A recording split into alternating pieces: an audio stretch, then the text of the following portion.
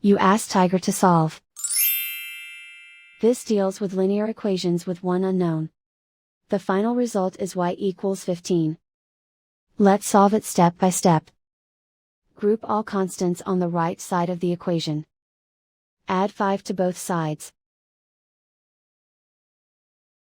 Simplify the arithmetic.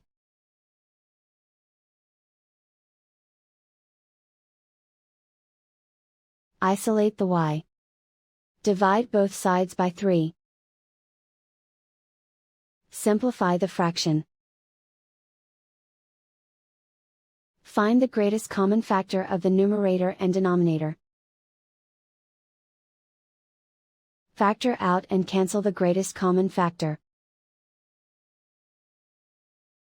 And so the final result is y equals 15.